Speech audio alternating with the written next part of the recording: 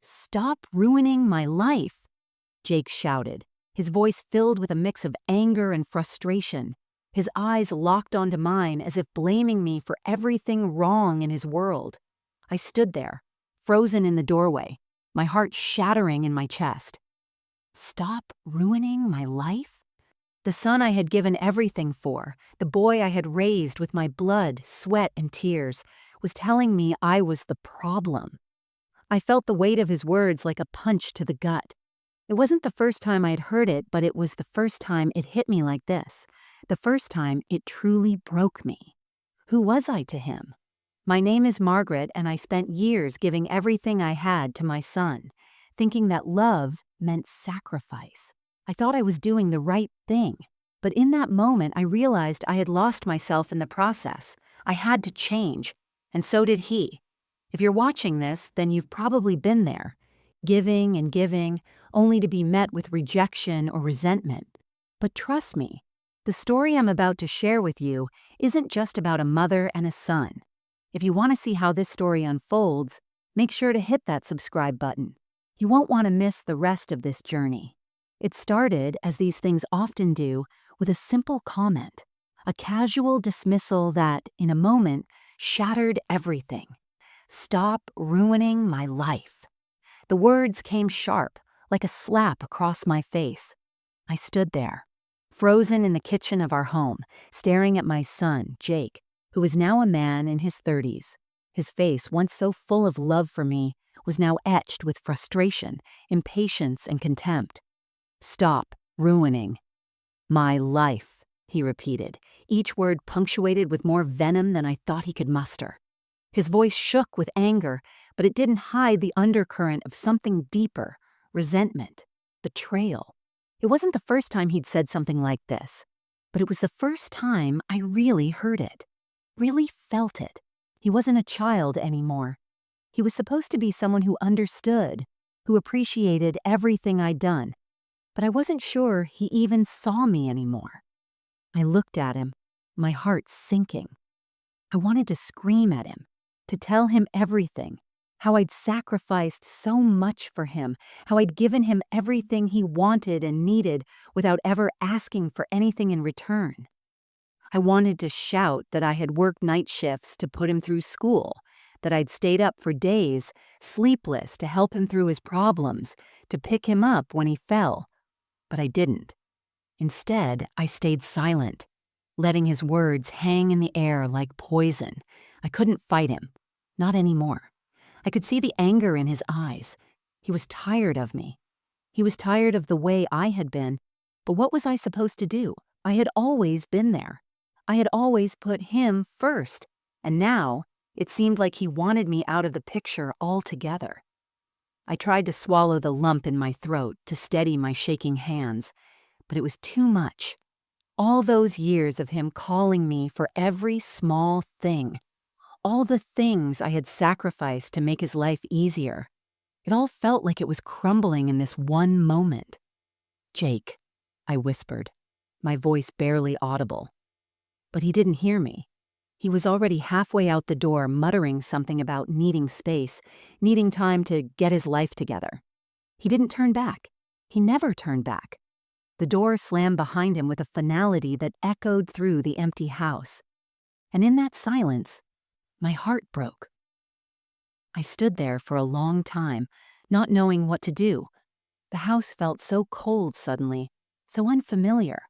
I had given him everything, and this was what I got in return. His rejection wasn't just in his words. It was in the way he treated me, the way he didn't even care enough to understand the weight of everything I'd done for him. I could feel my hands trembling as I wiped away the tears that had started to fall. I tried to control my breathing, but it was hard. I wanted to scream, I wanted to shout at him at the unfairness of it all, but I didn't. Instead, I did what I've always done. I stayed quiet. I went about my evening like nothing had happened. I cooked dinner, I cleaned up the dishes, I sat in front of the TV and pretended everything was fine. But everything was far from fine. Something had shifted in me. The realization hit like a ton of bricks. Jake wasn't the child I had raised anymore. He was someone else entirely, and I didn't know who I was to him anymore. Was I just a figure in the background of his life? Was I just a source of money, a person to take care of his needs? I thought of all the things I had done for him, the house we had lived in, the extra hours I'd worked, the sacrifices I had made so he could have a better life than I did, but none of that mattered now. He didn't care. He hadn't cared for a long time. A cold wave of anger washed over me, followed by something else, a deep, suffocating sadness. I had done everything for him, and yet, here I was, still invisible. I sat on the couch, staring at the empty space where he had stood only moments before. How had it all come to this? How had I become the person who was ruining his life? Was it because I had asked for too much? Was it because I had hoped for something in return, even just a little bit of gratitude? I couldn't keep doing this. I couldn't keep giving and giving until there was nothing left of me. I wasn't his servant. I wasn't his backup plan. I was his mother, and I deserved more than this. The thought lingered in my mind. I deserve more than this. And that's when I decided I wouldn't keep giving. I wouldn't keep trying to earn his love, his respect, his attention. It was time for me to stop being the afterthought, the one who always gave without asking for anything in return. No more. I was done. I stood up and walked over to the small table in the hallway where a box sat, waiting. It was something I had kept hidden for a while. A gift. A last-ditch effort to show Jake that I still loved him, still cared for him. But it wasn't just any gift.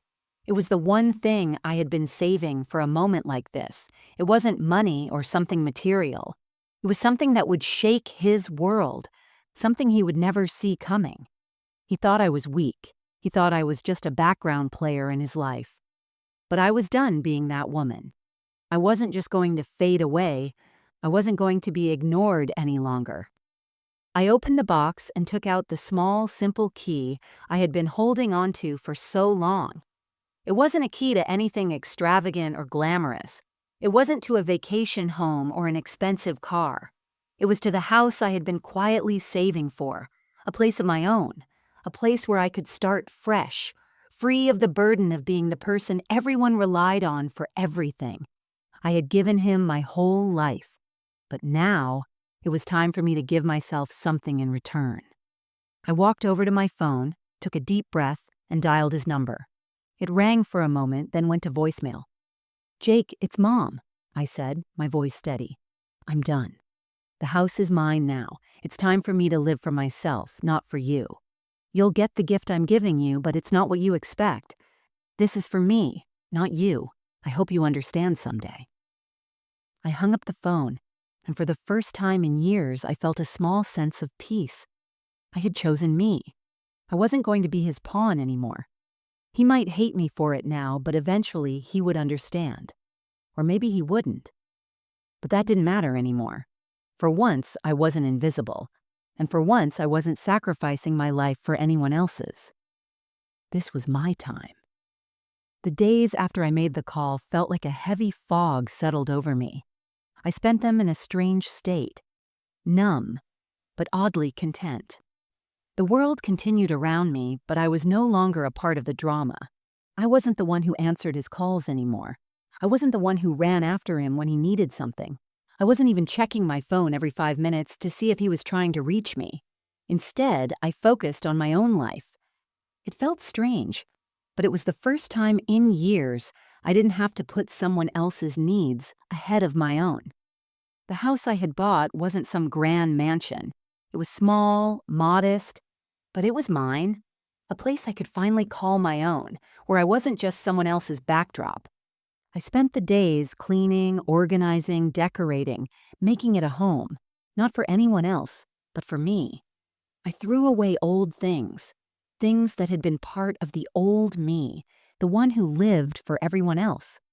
The photographs I had kept for years, the trinkets that meant nothing to anyone but me. They all went into boxes, stored in the back of a closet, out of sight, out of mind. I didn't need the reminders of who I used to be anymore. The first night I spent there, alone, was peaceful. No arguments, no phone calls to make, no "I need you, Mom" echoing in my head. I sat on the couch, with nothing but the soft hum of the refrigerator and the distant sound of the wind through the trees outside. For the first time in a long time, I slept soundly, without the weight of guilt pressing down on me. But even in my peace, I knew there would be consequences. There always were when you made a choice like this. Jake wasn't going to let me get away with it easily. He wasn't going to just let me walk away from him and pretend everything was fine. The next morning, my phone buzzed as I sat at the small table in my kitchen, sipping my coffee. His name flashed on the screen. I hesitated, letting it ring. It wasn't that I didn't care, but it wasn't the moment for reconciliation. Not yet. Not until I knew I had done the right thing for me. The voicemail message popped up. My stomach tightened, but I didn't reach for the phone. Instead, I took another sip of coffee, staring out the window at the quiet street. The life I had built for myself felt small, but it felt real. It felt like something I could finally own. Later that afternoon, the doorbell rang. I opened the door slowly, a little surprised. I hadn't expected a visit so soon.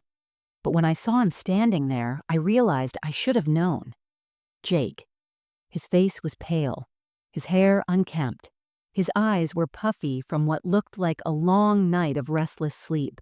He stood there, unsure, as if waiting for me to invite him in. "Mom," he said, his voice cracking, "I've been trying to reach you." I said nothing at first. I just stared at him, waiting for him to say what he had to say. "I don't understand," he continued, his voice trembling with frustration. "Why would you do this? Why would you just leave? You just cut me off like I meant nothing to you." His eyes searched my face, hoping for an explanation. I stepped aside, letting him in without a word. He walked past me, his shoulders slumped, but the tension in his posture told me this was going to be a difficult conversation. He stood there for a moment, looking around at the new space I had created. The small living room, the simple furniture, the fresh paint on the walls. It wasn't anything extravagant, but it was mine, and it was all I needed. "So this is it, huh?" he said, his voice low, almost mocking. "This is what you wanted? To just shut me out?" "I didn't shut you out, Jake," I replied softly, my voice steady. "I just stopped letting you treat me like I was invisible, like I was nothing more than your backup plan." He scoffed, shaking his head. "I never treated you like that." "Yes, you did," I said, my voice growing firmer. "You didn't see me, not for who I am, just for what I could do for you. I worked myself into the ground for you. I gave up everything, my time, my energy, my life, and in the end, it was never enough." I watched as he took a deep breath, as if trying to process what I was saying. His gaze dropped to the floor, his jaw clenched. But there was something different about the way he held himself now, something more vulnerable. Maybe, just maybe, he was starting to understand.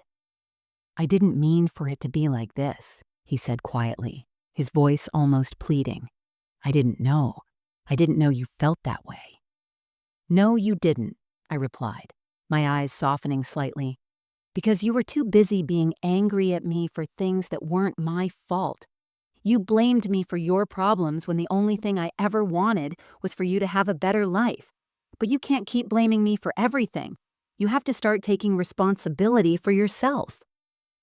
I watched as Jake stood there, his face tightening with emotion.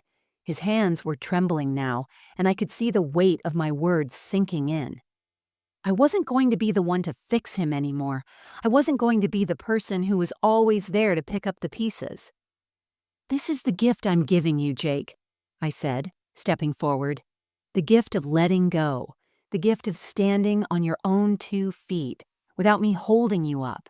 I'm not your crutch anymore.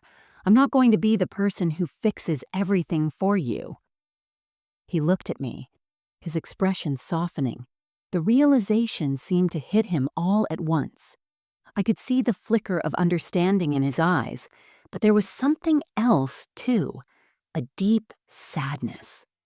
"I don't know what to say," he murmured. "You don't have to say anything," I replied. "You just have to accept it.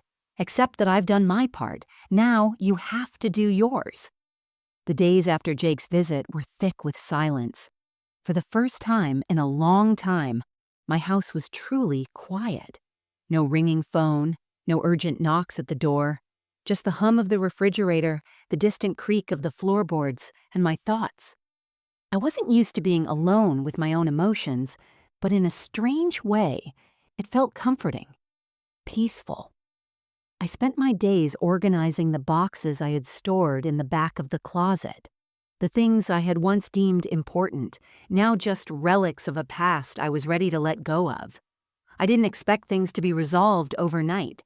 I knew there would be fallout.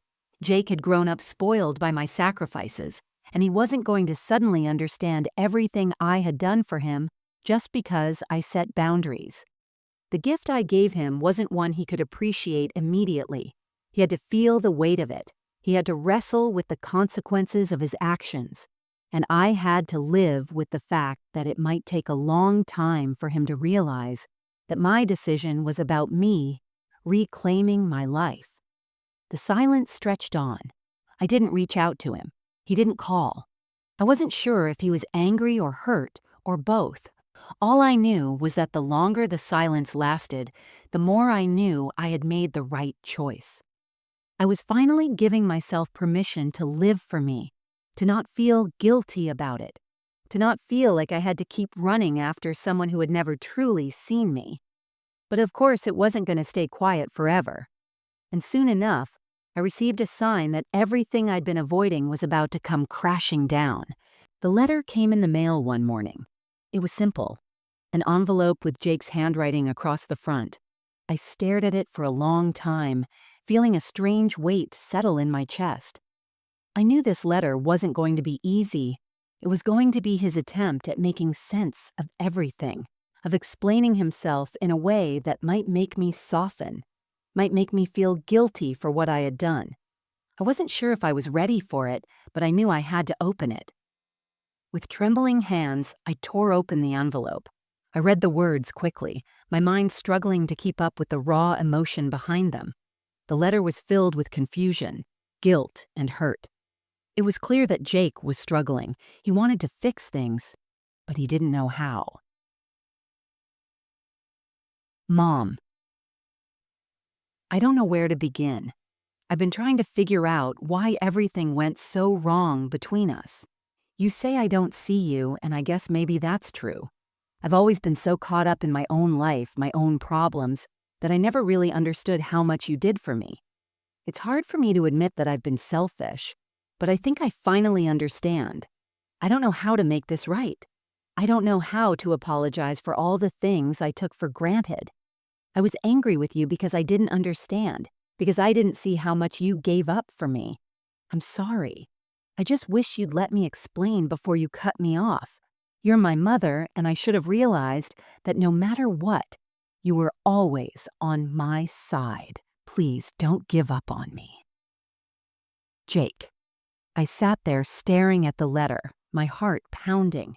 The guilt I had been holding onto for so long threatened to wash over me. But I pushed it down, reminding myself of why I had done what I did. Jake was still holding on to his expectations, still asking for things to go back to normal. He didn't understand yet that normal had to change. I wasn't going to let his apology be an excuse to let everything slide back into the way it had been. Not this time. I folded the letter carefully and set it down on the table. Then I took a deep breath, steadying myself for the next step. I wasn't going to call him right away. I wasn't going to jump at the first sign of him trying to fix things. Instead, I wrote my response. It wasn't an angry letter. It wasn't filled with blame or resentment. It was simple. It was honest. Jake. I've read your letter, and I appreciate the honesty in your words. But here's the thing. This isn't just about what you did or didn't do. It's about what I've done for you for so long. I've given everything. I've let myself disappear so you could thrive. And now, I'm done being invisible. This isn't about you anymore. It's about me. And I'm not sorry for that. I don't want you to apologize. I don't need your guilt. I need you to understand that I've made a decision for myself, and I'm sticking to it. If you can accept that, then maybe we can rebuild something. But it has to be on my terms, not yours. Mom. I sealed the envelope, my hands steady. The words weren't easy to write, but they were necessary. I had to make him understand that this wasn't just about him anymore. This was about me. And if he truly cared, he would have to respect that. I sat back in my chair and took a long breath, my gaze moving to the window. The world outside was still, quiet. I wondered if he would understand, if he would accept what I had said, or if this would be the end of everything between us. But I couldn't worry about that. I had done what I needed to do. Now it was his turn. Later that evening, as I sat in my new living room, I thought back to the days when it was just him and me. The quiet nights when we would sit together on the couch, and I would hold him while he fell asleep, and how he used to look up at me with those trusting eyes.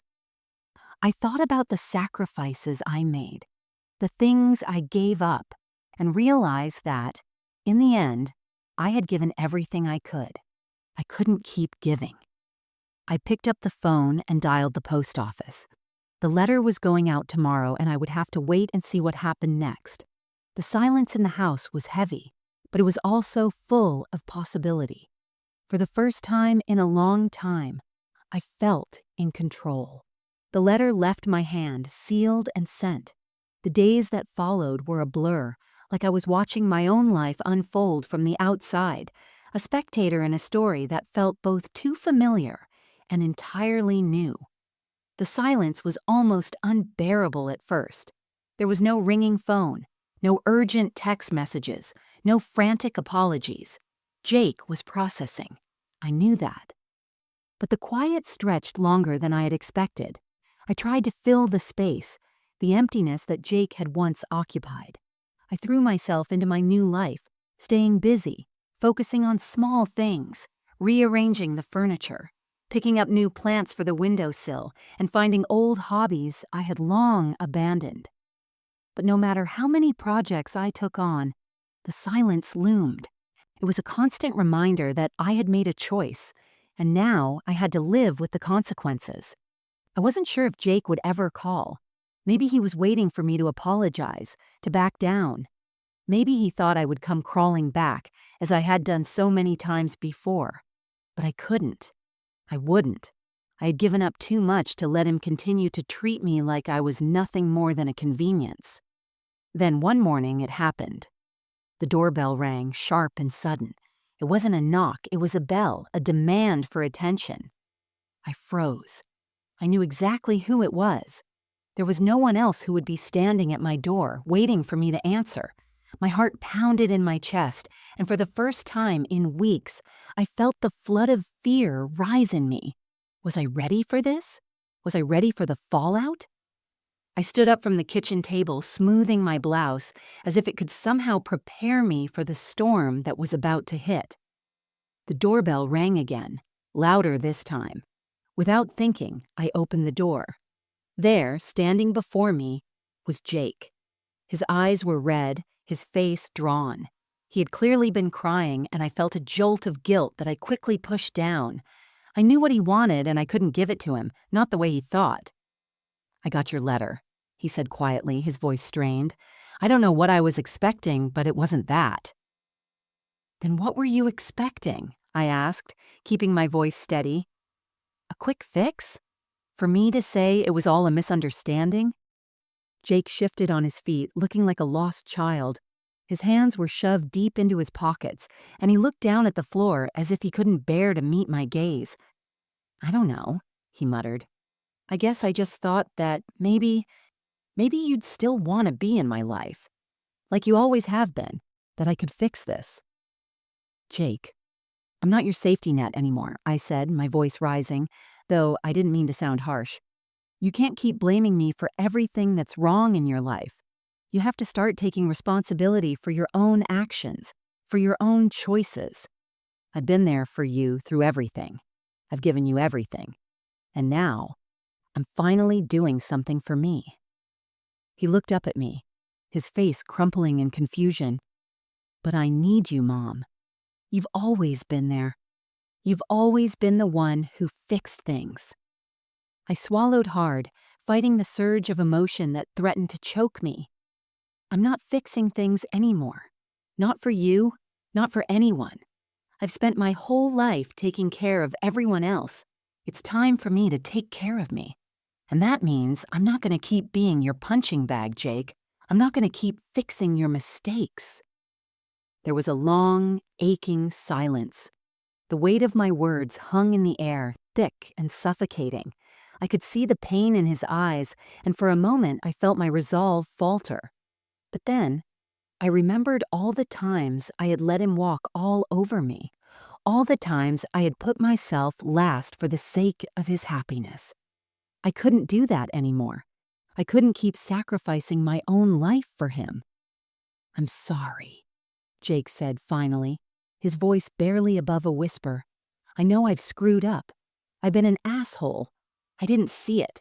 I didn't understand what you were doing for me. I thought you were just supposed to be there. But you were right. You were right all along. I've been selfish." "Jake, this isn't about me being right," I said, my voice shaking now. "This is about you learning to stand on your own 2 feet. I've done everything for you, and I'm proud of who you've become. But you have to take responsibility for your life. I can't do it anymore." He stood there for a moment as if he was absorbing everything I was saying, processing the weight of the truth. Then slowly, he nodded. "I get it now," he said softly. "I don't like it, but I get it. I'll stop trying to make you fix everything for me. I'll figure it out on my own. I promise." I studied his face, unsure if I believed him, unsure if he truly understood the depth of what I was saying. But I saw something in his eyes, a flicker of understanding, a trace of maturity that hadn't been there before. It wasn't much, but it was enough. "Good," I said, taking a deep breath. That's all I needed to hear. Jake stood there for a few seconds longer, looking like he wanted to say more, but the words didn't come. Finally, he turned and walked away, his shoulders slumped, his hands still buried in his pockets. I closed the door behind him, leaning against it for a moment. My heart was still heavy, but there was a strange sense of relief, too. It wasn't over, not yet. But it was a step, a beginning. That night, I sat alone at the table in my new home, the house that was mine. No more guilt, no more constant need to fix things. It was quiet, peaceful. I didn't know what the future held for Jake and me, but for the first time in years, I felt like I had control over my own life. And that was enough, for now. The days that followed Jake's visit were strange, full of half-thoughts and unanswered questions. The silence stretched again, thick, heavy, uncomfortable. I didn't know what I expected from him. A phone call, a message. I wasn't sure. But I knew something had shifted. The truth was, I didn't expect this to be an easy journey. It wasn't just about Jake learning his lesson. It was about me, too. The years of putting him first, the years of letting myself become small so he could grow, it all hit me like a tidal wave. I had been drowning in my own selflessness, but now I was floating, trying to find my footing in the quiet stillness of my own life. I went back to work. I met with old friends. I spent more time reading, cooking, and doing things that brought me joy. But there was an ache, a constant nagging ache that wouldn't go away. It wasn't just Jake I had to reckon with. It was the version of myself I had let disappear. I had given everything to him, to everyone else. Now I had to relearn how to give to myself. It was hard. It was painful. But it was necessary. One evening, after a long day of work, I came home to an unexpected surprise. The doorbell rang. I knew it was him before I even opened the door. Jake. I hadn't heard from him in a few days. My first instinct was to not answer, to let him stew, to give him space to come to terms with what I had said. But something told me this time was different. Maybe he had come to a realization. Maybe he had truly begun to understand what I had been trying to say. I opened the door slowly, my breath catching in my chest as I saw him standing there. His face was tired, his eyes darker than I remembered, like he hadn't slept in days. He looked like he had been carrying the weight of the world on his shoulders. "I need to talk to you," he said quietly, his voice low. There was no anger, no defensiveness this time, just a rawness, an honesty that I hadn't seen in him before. I stepped aside and let him in. The moment he crossed the threshold, it felt like the world had shifted again. It wasn't just about what had happened between us anymore. It was about what would come next. This was the moment where everything could either fall apart or come together. Jake didn't sit down. He just stood there, his hands shoved in his pockets, looking uncertain. I could feel the tension radiating off him, a mix of guilt, regret, and fear. "I've been thinking about what you said," he started. "A lot, and I realized I've been a terrible son. I've taken you for granted my entire life. I never stopped to think about how much you've given me, how much you've sacrificed. I just assumed you'd always be there." I crossed my arms, watching him carefully. My heart was still heavy, but there was a flicker of something else now. Hope. Hope that maybe this was the moment I had been waiting for. "I didn't realize how much I needed to change," he continued, his voice shaking slightly. "But you're right. I've been using you, expecting you to fix things for me, and I've been running away from my own responsibilities. I've been blaming you for my own mess, and that's not fair." The words were coming faster now, almost as if he was trying to make up for lost time, trying to fix everything with a rush of confession. But I could see through it. I could see that he wasn't just sorry because he had hurt me. He was sorry because he had realized he had been living his life without understanding the weight of everything I had done for him. "I'm not asking for you to forgive me right now," Jake said, his eyes finally meeting mine. "I'm just asking for a chance to make it right, to show you that I can be the person you always wanted me to be." I didn't respond right away. I couldn't. My heart was still conflicted, torn between wanting to reach out and embrace him and wanting to stay firm in my decision. I had told myself I was done being the one to always give. I had promised myself I would stop being the person everyone leaned on, and here he was, asking for me to lean back in. But then I remembered, this wasn't just about him. It wasn't just about what he needed. It was about what I needed. I took a deep breath, standing up straighter, letting the emotions settle. "Jake, I don't need your apology," I said, my voice steady. "I need you to show me that you've learned. I need you to prove to me that you're capable of standing on your own, that you're capable of taking responsibility for your own life, your own choices. I need you to stop looking at me like I'm your safety net, like I'm your crutch." He nodded slowly as if processing my words, but I could tell there was something different about the way he was looking at me. It wasn't just about him being sorry anymore. It was about him wanting to be better. For himself, not for me. "I get it," he said finally. "I do, and I'm going to work on it. I'm going to make things right. I'm not going to keep asking you to fix my problems. I'm going to figure things out on my own." I could see the sincerity in his eyes, and something inside me loosened.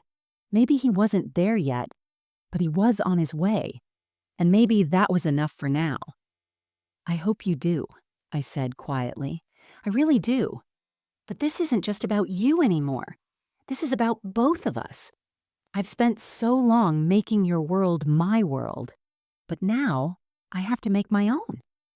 There was a long pause before he spoke again, his voice smaller now, almost tentative. "I'll never be able to thank you enough for everything you've done for me," he said. "But I promise, I'll start showing you that I'm capable of standing on my own." For the first time in a long time, I felt something shift inside me. The heavy weight that had been crushing me, this feeling of obligation and sacrifice, started to lift. It wasn't over, not yet, but there was hope, and sometimes that was all we needed. Jake left that night without a grand gesture, without anything more than a quiet, tentative understanding. And as I closed the door behind him, I knew that the road ahead wouldn't be easy. But for the first time in a long time, I felt like we were both moving towards something better. The days after Jake's visit were filled with a strange, quiet anticipation. He had said all the right things, and I could see the effort in his eyes, the desire to do better, to be better. But there was something about the whole situation that still felt unfinished, like an open wound that hadn't fully healed. It wasn't just Jake I had to contend with anymore. It was the realization that I had spent so many years in a kind of self-imposed martyrdom, always sacrificing my own needs, always putting others first, and now I had to learn how to live differently. I kept myself busy, as I had before, focusing on the little things, the simple joys that I had abandoned for so long, cooking meals just for myself, reading novels I had put off for years, taking long walks in the mornings when the world was still waking up. It wasn't much, but it was mine. But there was still a part of me that wondered if Jake would truly change. I wanted to believe him. I wanted to believe that his words were more than just the fleeting regret of a son who had been caught in his selfishness. I wanted to believe that he understood the depth of my sacrifice, the pain I had carried quietly for so many years.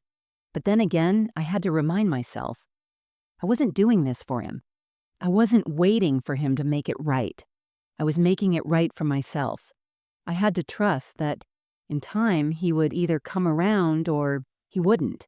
But the important thing was that I was no longer going to lose myself in the process.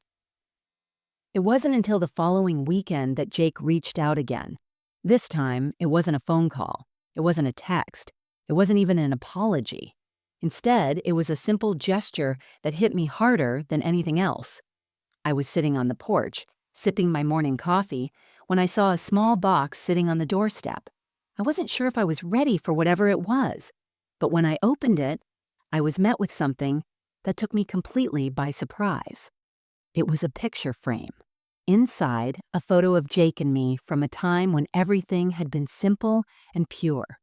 It was a picture from a vacation we had taken years ago, when he was still a child, when his world was small enough for him to believe that I could fix everything.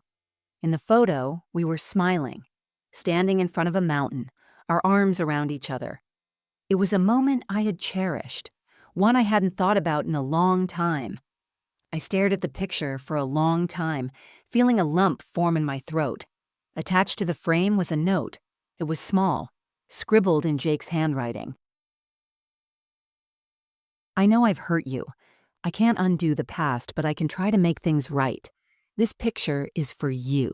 It's a reminder of who we were and who I want us to be again. I'm sorry for everything. I don't expect you to forgive me yet, but I'm going to keep trying. For you, for me, and for us. I sat there, holding the frame, my heart heavy with the weight of his words. I didn't know what to think.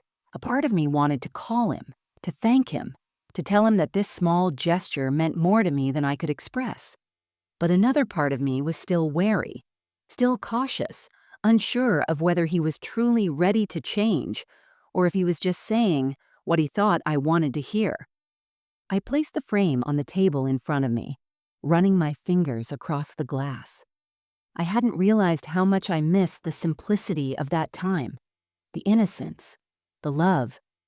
But I couldn't go back to who we were.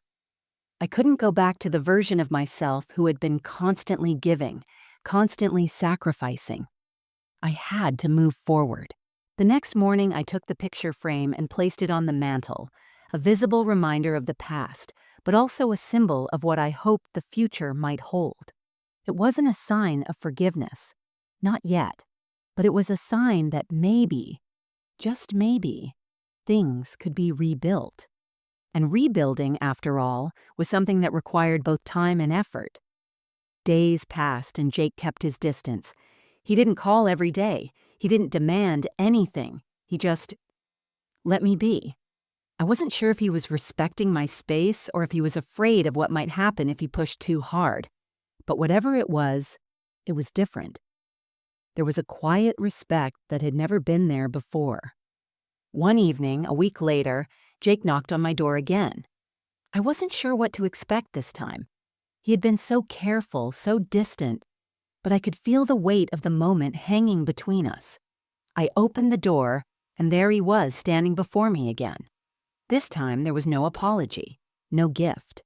There was just him, vulnerable, uncertain, but still standing in front of me. "I've been thinking," he began, his voice softer than usual. "I know I can't just fix everything with a gesture. I can't just say sorry and expect it to be enough.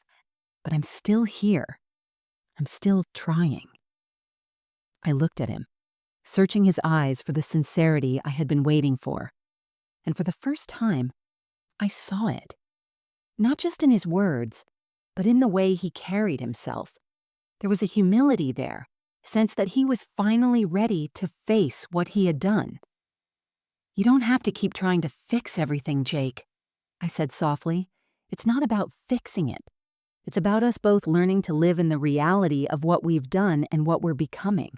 We can't erase the past, but we can choose how we move forward." He nodded slowly, his eyes meeting mine with something resembling understanding. "I know," he said. "I'm not trying to fix it all. I'm just trying to be better, and I'm not going to ask you to forgive me right now, but I hope one day I can earn it. I can earn back the trust I broke." "I hope so too," I replied, my voice calm. "But that's on you now. I'm not the one who can fix this for you, only you can." Jake stayed for a while and we talked. We talked about everything, about the past, about what had gone wrong, about the future. It wasn't easy. There were tears. There was frustration. But there was also something else, an understanding that we both had a part in this. We were both learning, and that was all we could do for now. When he left, it was with no promises, no grand declarations. But as I closed the door behind him, I felt something I hadn't felt in a long time. Peace. Real peace. Not the kind that comes from appeasing others, but the kind that comes from knowing that you've done the hard work, that you've finally taken control of your own life, and that you've let go of the things you can't change. And for the first time in years, I felt like I was on the right path. Whatever came next, I knew I could handle it. I was no longer waiting for someone else to fix my life. I was living it for myself, and that was enough. The weeks that followed were filled with small changes, subtle, almost imperceptible, but enough to shift the course of my life. Jake and I had made progress. It wasn't perfect. It wasn't what I expected, but it was real. We had come to an understanding, one that was still fragile, but one that was based on respect rather than expectation. I spent my time continuing to rebuild my own world. I stopped checking my phone every minute. I stopped wondering when Jake would call or if he was still angry. I had let go of the idea that I could fix things for him, that I could always be there to smooth things over. The truth was, he had to learn to stand on his own, and I had to learn to stop holding him up. I started to meet new people, rekindle old friendships, and rediscover parts of myself I had forgotten. There were times when I missed the old Jake, the boy who had depended on me, who would look up at me with those wide eyes full of trust. But I knew that boy was gone, and in his place was a man who had to find his own way. And if that meant leaving me behind for a while, then so be it. But the more time passed, the more I began to realize that I wasn't the only one who had to change. Jake was learning too, slowly but surely. He would stop by every now and then, not to ask for anything but to check in, to show me that he was trying. His visits weren't filled with apologies anymore, but with quiet, unspoken understanding. One evening, as I sat in the living room, flipping through a book, the doorbell rang again. This time, I didn't hesitate. I knew exactly who it was. I opened the door to find Jake standing there, this time with no visible signs of distress. His expression was calm, almost peaceful, but there was still something that hung in the air between us, something that had never been there before. "I wanted to come by," Jake said, his hands in his pockets, his voice steady. "I've been working on the things we talked about. I'm not perfect, but I'm trying." "I know," I replied, a soft smile touching my lips. "You don't have to be perfect, Jake. Just be honest with yourself, and that's enough." He nodded slowly, looking around the room as if he was seeing it for the first time. "I've been thinking about the past a lot, about everything we've been through. And I've come to realize that I've been trying to make you feel responsible for my happiness, but it's not your job. It never was." My heart ached hearing him say those words, but in a good way. It was the first time I had heard him truly understand the weight of what he had put me through. It was a turning point. "I'm proud of you," I said quietly, my voice filled with sincerity. "You're learning, Jake, and that's all I can ask for." For a long moment, we stood in silence, but this time it wasn't uncomfortable. There was no anger, no confusion, just the two of us, finally understanding each other in a way we never had before. "I know I can't undo the past," he said finally, his voice softer now. "But I'm not running anymore. I'm here, and I'm going to keep showing you that I can be the man you always hoped I'd become." I smiled at him, feeling a weight I hadn't even realized I was carrying slowly lift. "I believe you," I said, my voice steady. "And I'm proud of you. Just keep moving forward. That's all we can do." With that, Jake took a deep breath and walked out of the door, leaving behind an unspoken promise, one that neither of us knew how to fully define, but one that was filled with hope. He was walking his own path now, and for the first time in years, I didn't feel like I had to walk it for him.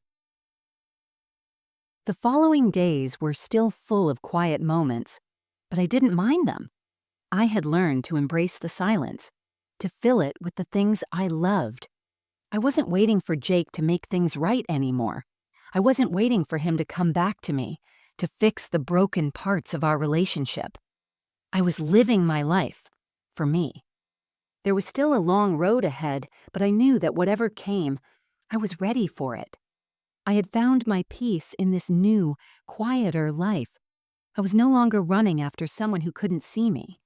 I wasn't disappearing into the background of someone else's story. I was living my own, and that was more than enough.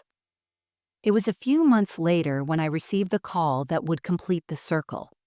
Jake was coming over. This time, though, there was no urgency, no emotional pleading. He just wanted to talk. I had thought that moment would never come, that the distance between us would remain. But here he was, the son who had once needed me for everything, standing before me as an adult who was finally seeing the world through my eyes. I opened the door, and Jake stepped inside, his usual hesitance replaced by a newfound confidence.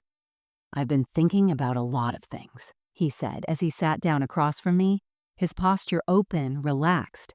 "And I realized I've been carrying around a lot of guilt. I've been trying to prove that I'm not the same person I was. But I've also realized that I don't have to prove anything to you. Jake, you don't have to prove anything to me," I replied, a smile on my lips. "You just have to live your life, and that's enough." He nodded, and for the first time in a long while, there was a quiet understanding between us, an understanding that wasn't rooted in guilt or obligation. It was just two people who had spent too long trying to make each other fit into roles that no longer worked. Now, we were simply mother and son, two individuals learning to respect each other's space and decisions. "I'm sorry for everything," Jake said softly. "I know I've hurt you, but I want you to know that I'm here now, and I'll keep showing you that I can be the son you deserve." I reached out and placed my hand on his. feeling a quiet sense of closure wash over me. We had come full circle. The road had been long and painful, but it had led us here, to this moment of understanding, of peace, and of the beginning of something new. "You don't have to be sorry anymore, Jake," I said, my voice calm and steady. "I've forgiven you. And I've forgiven myself, too." He smiled, a genuine smile that reached his eyes. And for the first time, I truly believed him. He was finally ready to be the man he was meant to be. I wasn't sure what the future held for us, but for the first time, I wasn't afraid. Whatever came, I knew I could handle it. I had chosen to live for myself, and that was enough. Months passed. The air was lighter now, less filled with the weight of things unsaid. Jake and I had settled into a rhythm, a quiet, comfortable understanding that no longer hinged on constant apologies or guilt. We had both changed, and the world around us had shifted accordingly. I kept living my life the way I wanted to, without fear of judgment or regret. I had learned to fill my days with the things I loved, the things I had put on hold for so long. I woke up to the soft morning light, filled with the peaceful knowledge that the day was mine to shape. I started new hobbies. I took long walks through the city, explored local cafes, and met people who didn't know me as a mother or a provider, but as simply Margaret, a woman, not just a role in someone else's story. Jake visited often, but it was different now. There were no expectations from either side, no resentment or lingering frustration. Our conversations flowed easily.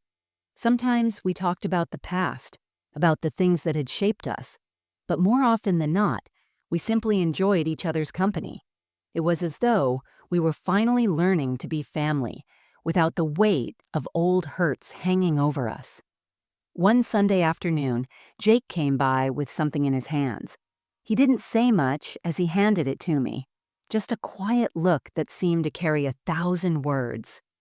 It was a framed photograph of us, another one, this time from a family vacation years ago, when things had been simpler between us. We were standing side by side, smiling, arms around each other, the sun setting behind us. "I found this in a box," Jake said quietly. "I thought it might be time to bring it back." I took the photo from him, holding it gently in my hands. There was a moment where everything felt still. I looked at the picture and then back at Jake. I could see the years of growth in his face, the weight he had shed over time, and the new sense of responsibility he carried with him. This wasn't the boy who had once stood before me, demanding everything, expecting me to fix his life. This was a man, still learning, still growing, but standing tall on his own. "You don't have to bring things from the past to make things right," I said, my voice calm and steady. "We've already done that. We've learned from the past, and we've built something new." Jake smiled softly, sitting beside me on the couch. "I know. I just thought, I don't know. I guess I wanted to give you something that was more than an apology. Something that showed I'm really trying." I set the photo down on the table, and for a long moment we just sat there, side by side, in comfortable silence. There were no more grand gestures needed, no more apologies. We had both learned what we needed to. We had given each other space to grow, to heal, and to finally see each other clearly. The silence between us wasn't heavy anymore. It wasn't the silence of two people avoiding the truth. It was the silence of two people who had finally found a way to exist together without the weight of the past suffocating them. "Jake, I'm proud of you," I said quietly, my voice filled with a depth of emotion I hadn't been able to express before. "And I'm proud of me, too." He turned to look at me, his expression soft, his eyes filled with understanding. "I'm proud of you too, Mom. I never really saw how strong you are, but I see it now, and I get it." And in that moment, something profound passed between us. It wasn't a spoken promise or a formal declaration. It was just the quiet, unspoken understanding that we had both walked through the storm and come out on the other side. Our relationship wasn't perfect. It never would be. But it was real now. And that in itself, was enough. We didn't need to fix everything. We didn't need to be perfect. We just needed to keep moving forward one step at a time. As Jake got up to leave, he paused by the door, looking back at me. "I'll see you soon, okay?" I nodded, feeling the warmth of his words settle in my chest. "Take care of yourself, Jake. I know you will." And as I closed the door behind him, I felt a strange sense of peace, the kind that comes from knowing that you've done everything you can and that in the end you've given everything you needed to give, not just to others, but to yourself. I stood there, leaning against the door for a moment, letting the reality of it all wash over me. My life was mine again. And for the first time, I wasn't waiting for anyone else to change. I had already done the hard work. I had already taken back what was mine. I had found my way back to myself, and that was enough.